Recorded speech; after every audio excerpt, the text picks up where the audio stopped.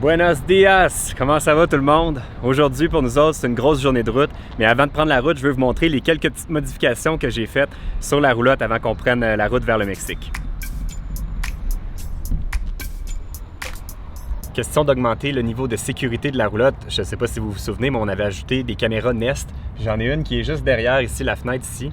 Puis comme vous pouvez voir, il y a une fenêtre très teintée foncée. Puis il y a des petites lumières infrarouges dans la caméra. Puis quand ça reflète dans la lumière, on voit rien du tout. Quand c'est le soir, on voit presque rien dans cette caméra-là. Fait que j'avais besoin d'un système pour éclairer le devant de la roulotte et j'ai trouvé la solution. J'ai trouvé des petites lumières chez Walmart que j'ai installées sur mon jack en avant. Fait que là, j'en ai mis 3. Une de chaque côté puis une vers l'avant, en plus de la petite lumière ici.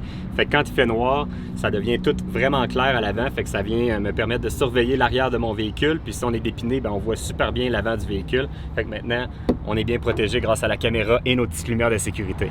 Prochaine modification, c'est que j'ai finalement procédé à l'installation de mon Wi-Fi Ranger Converge, le modèle Denali que j'ai mis sur le toit de la roulotte. Par contre, j'ai pas encore eu le temps de la tester assez pour vous en parler en détail. Il va assurément avoir une vidéo en détail où je vais vous parler de tout ce qui est en lien avec cette antenne booster de Wi-Fi là. Mais pour l'instant, je suis en train de la tester et de voir si ça fonctionne bien. La prochaine modification, c'est à l'intérieur. Le problème qu'on avait à l'intérieur, c'est nos immenses tiroirs.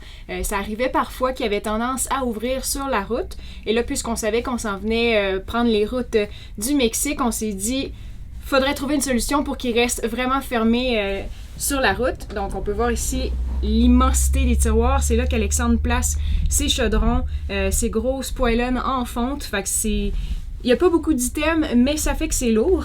Donc, c'est moi qui ai pensé à la solution. On avait déjà du velcro industriel. On a été chez Walmart, le bon vieux Walmart. On a trouvé un élastique et un attache qu'on peut venir visser sur du bois.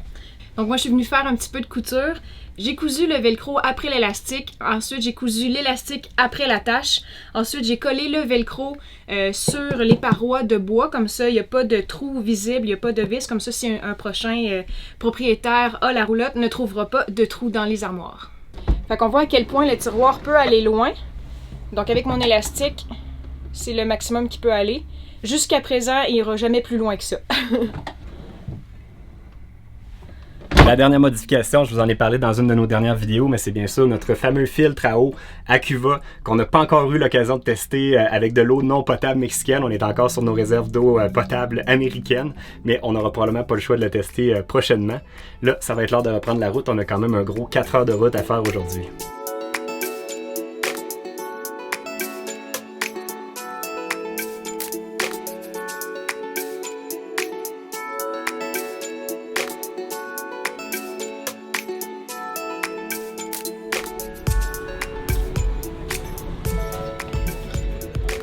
On est en train de mettre du gaz pour la première fois au Mexique. Puis, chose intéressante à savoir, à la station d'essence, directement, il y a de l'eau filtrée. Fait que là, on est en train de remplir la roulotte avec de l'eau. Puis, on est en train de mettre du gaz en même temps. Puis, le gaz, présentement, il est à 19,99 pesos. Fait que j'ai hâte de voir combien ça va donner au total. Puis, je vais transcrire ça en canadien, puis on écrira ça ici.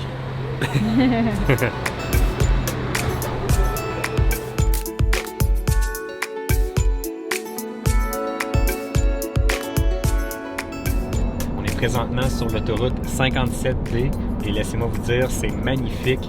Les paysages sont changeants, on se promène à flanc de montagne, on zigzague partout. Il y a des immenses Joshua Tree, c'est vraiment particulier. Puis la végétation change complètement d'une minute à l'autre, fait que c'est vraiment une route intéressante. Puis là, on roule aujourd'hui en direction de Real de 14. Je sais pas si c'est le même que ça se prononce, mais en tout cas, c'est le même que moi je le dis. Puis bref, c'est un village fantôme qu'on va aller visiter dans les prochains jours. Fait que c'est ça notre prochaine destination.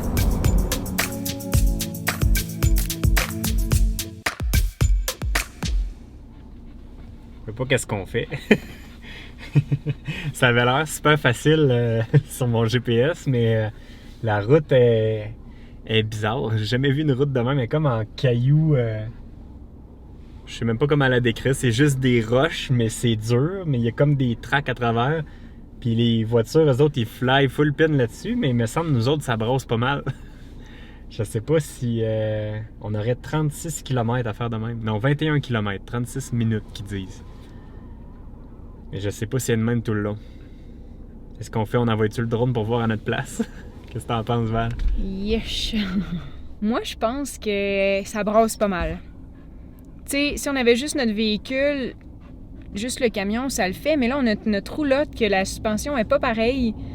Puis ça brasse en dedans, tu sais, ça va shaker pendant genre 20-30 minutes, là, parce qu'on roule pas à la même vitesse qu'eux autres, là. Tu sais, on roulera pas à 80, là, on va rouler à 40-50, là. Même, je suis pas sûr qu'on va rouler à 50. Tout ça sans savoir si ça vaut vraiment la peine de la faire, c'est ça? Mais on a déjà roulé quand même la moitié du chemin, là. Avoir eu la micro-mini, ça aurait pas été un problème à ce point-ci. Mais c'est pas tant un problème. Moi, je pense pas que c'est si grave. Je regarde les chars passer, puis... Mais c'est qu'ils traînent pas leur maison, c'est ça l'affaire. Je sais, Val, mais je veux dire, je vois les roues font ça, mais le char bouge pas pantoute. Mais oui, ça brasse, nous. Puis ça brasse encore plus dans un trailer. Moi, je pense que c'est bruyant, mais ce que je vais faire, là, c'est que je vais rouler un peu, puis va dans le trailer. Ben oui, mais là, c'est sûr que ça va faire du bruit, ça fait du bruit. C'est les roues qui font du bruit. Non, ça shake! Il y a entendre du bruit, puis que ça shake. Fait que là, on a décidé qu'on va s'essayer pareil. OK, mais on va y aller pas vite. Tranquilo.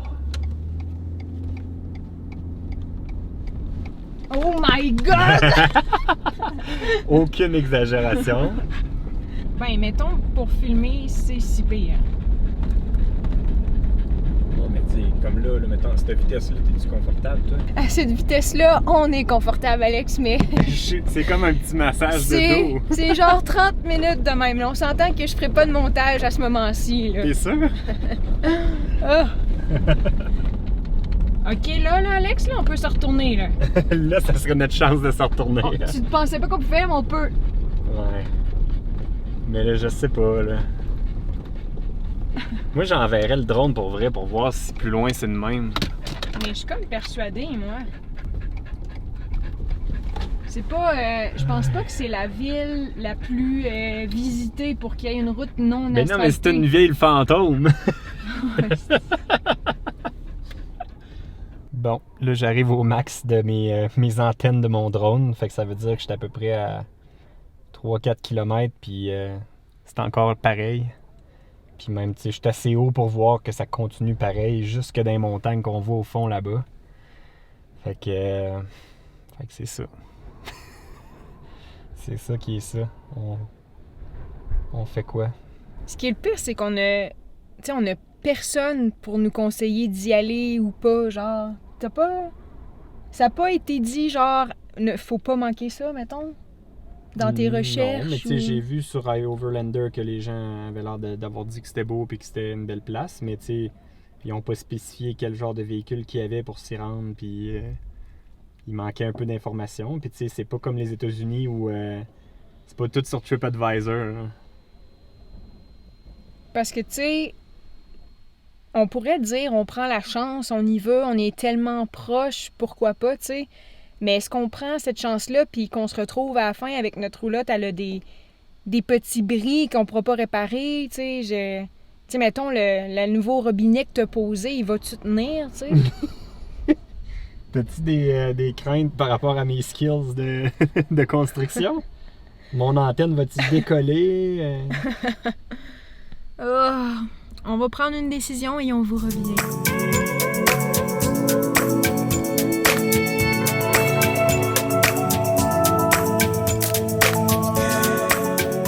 On a comme pas vraiment pris la décision, mais bref, on a continué à rouler sur le chemin pour voir comment ça allait se passer. Là, ça brasse vraiment beaucoup. Fait que là, Val est allée voir dans la roulotte, voir si tout va bien encore pour l'instant. C'est un petit peu énervant tout ça parce qu'on n'a pas vraiment de réseau, on n'a pas vraiment de façon de savoir si ça vaut vraiment la peine de faire tout ça parce qu'il va falloir tout se le taper dans l'autre direction pour quitter. Fait que bref, c'est un peu embêtant.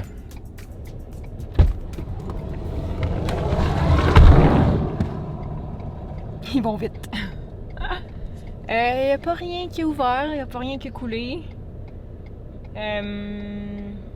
Ça tient. Mais on a encore combien de temps à rouler? Il nous reste 15 km. Mais là, dans le fond, là, on a comme pas le choix de continuer à avancer parce qu'il n'y a pas d'autres points où ce qu'on peut retourner de bord. Ben, il y en a peut-être d'autres, là, mon âne. Puis la chose qu'on sait pas non plus, c'est que plus on avance, plus la route est moins belle. Là. Les cailloux, ils se font plus rough, là, plus rock'n'roll. Là. On avait 21 à faire, il en reste 15. Bon, ben rendu à ce point-ci, moi je dis let's go. Si tout a tenu, tout est beau en dedans, on y va? Je sais pas si je vais dire ça. Parce que là, si tu le dis, ça implique qu'on a pris la décision ensemble. Tu peux plus tout mettre sur mes épaules parce que tu vas avoir dit on y va. Moi, je pense que on y va jusqu'au prochain turn-out. Puis on recheck si tout est beau. Ouais, on va y aller genre graduellement, mettons. Bon, let's go.